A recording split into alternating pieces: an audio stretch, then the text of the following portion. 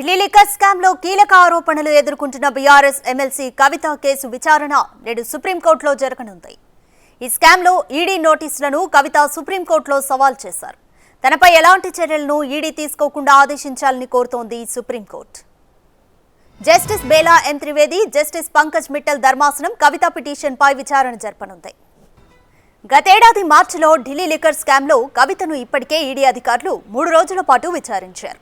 అయితే తనను ఈడీ కార్యాలయం వద్ద కాకుండా ఇంటి వద్దే విచారించాలని కోరుతూ కవిత సుప్రీంకోర్టును ఆశ్రయించారు.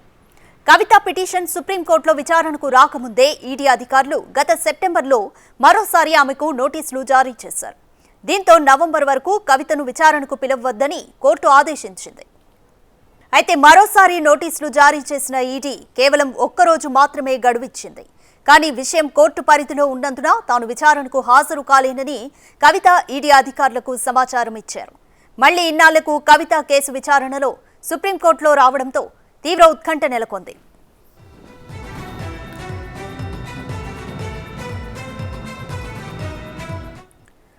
కంప్లీట్ డీటెయిల్స్ మా ప్రతినిధి శివ అందిస్తారు. శివ, ఢిల్లీ లిక్కర్ స్కామ్ లో కీలక ఆరోపణలు ఎదుర్కొంటున్న బీఆర్ఎస్ ఎమ్మెల్సీ కవిత కేసు ఈ రోజు సుప్రీంకోర్టులో విచారణకు రానుంది. కంప్లీట్ డీటెయిల్స్ ఏంటి? రాధిక, నేడు సుప్రీంకోర్టులో బీఆర్ఎస్ ఎమ్మెల్సీ కవిత పిటిషన్ దాఖలు చేశారు ఢిల్లీ లిక్కర్ స్కామ్ సంబంధించి. దానిపై ఈరోజు సుప్రీంకోర్టులో విచారణ జరగనుంది. అంటే గతంలో ఈడీ ఏదైతే నోటీసులు జారీ చేసిందో ఆ నోటీసులకు సంబంధించి మహిళలను దర్యాప్తు సంస్థల ఆఫీసులు కాకుండా నేరుగా మహిళ ఇంటికి వచ్చి విచారించే విధంగా కూడా ఆదేశాలు ఇవ్వాలంటూ కూడా సుప్రీంకోర్టును ఆశ్రయించారు. అంటే ప్రధానంగా ఈడీ ఎటువంటి చర్యలు తీసుకోకుండా ఆదేశాలు ఇవ్వాలనేది ప్రధానంగా సుప్రీంకోర్టులో కవిత పిటిషన్ దాఖలు చేశారు. దానిపై ప్రధానంగా పలుమార్లు విచారణ జరిగింది.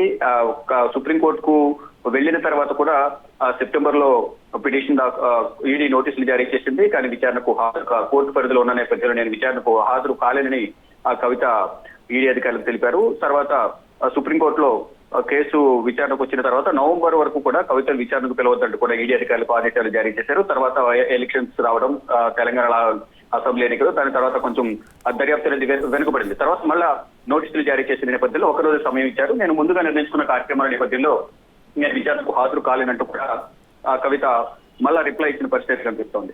పలు సందర్భాల్లో గతంలో కూడా మార్చిలో 3 రోజుల పాటు దాదాపు 30 గంటల పాటు కవితను ఈడీ అధికారులు సుదీర్ఘంగా విచారించి పలు కీలక విషయాలు అయితే రాబట్టాము.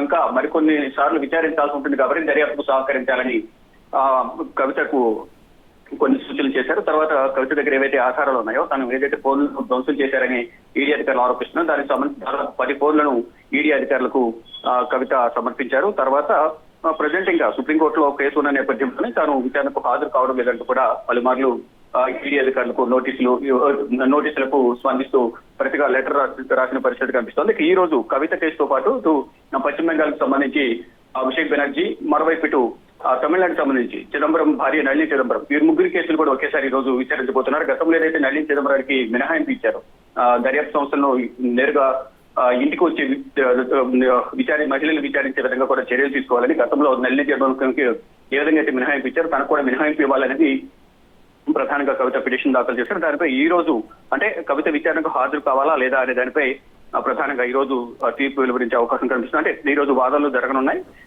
జస్టిస్ బేలా ఎం త్రివేది, పంకజ్ మిట్టల్ ధర్మాసనం ఈ రోజు కవిత పిటిషన్ పై విచారణ చేయనుంది.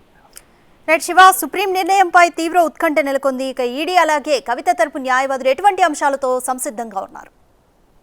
ఇటు కవిత తరపున కూడా గతంలో కూడా పలుమార్లు విచారించారు. ఎటువంటి ఆధారాలు లేవు. కేవలం ఆరోపణల నేపథ్యంలోనే కవితను విచారణకు పిలుస్తున్నారు. ఇది రాజకీయ కక్షలో భాగంగానే జరుగుతోంది తప్ప ఎటువంటి ఆధారాలు లేవు అనేది ప్రధానంగా కవిత తరపున న్యాయవాదులు అయితే వాదనలు వినిపిస్తున్నారు. మహిళలను తమ నివాసానికి వచ్చి గతంలో ఏదైతే సిబిఐ హైదరాబాద్ వచ్చి కవితను తన నివాసంలో ఏ విధంగా అయితే విచారించిందో అలాగే ఇటు ఈడీ అధికారులు కూడా ఈడీ సంబంధించిన సిబ్బంది కూడా తన నివాసానికి వచ్చి, అంటే ఒకవేళ హైదరాబాద్ రావడం లేకపోతే కవితను ఢిల్లీ వచ్చి వేరొక ప్లేస్ లో సంబంధించి ఆ పార్టీ సంబంధించిన ఎంపీల నివాసంలో విచారించడం అనేది నిర్ణయం తీసుకోవాలని ప్రధానంగా కవిత తరపున న్యాయవాదులు అయితే వాదనలు వినిపిస్తున్నారు. కానీ ఇటు ఈడీ అధికారులు మాత్రం గతంలో ఎవరికి మినహాయింపు ఇవ్వలేదు, ఎవరికి లేదు కాబట్టి వారందరికీ కూడా ఏ విధంగా అయితే ఈడీ విచారించిందో అలాగే కవితను కూడా విచారిస్తాము, దీంట్లో ఎటువంటి ఇబ్బంది ఉండదు, ఎటువంటి ఇబ్బందులకు గురి చేయమనేది ప్రధానంగా ఈడీ అధికారులు తమ వాదనలు వినిపిస్తున్నారు. మొత్తంగా చూసుకుంటే పలుమార్లు వాదనలు విన్న తర్వాత పలుమార్లు వాయిదా పడుతూ వస్తుంది. ఈ రోజు మరోసారి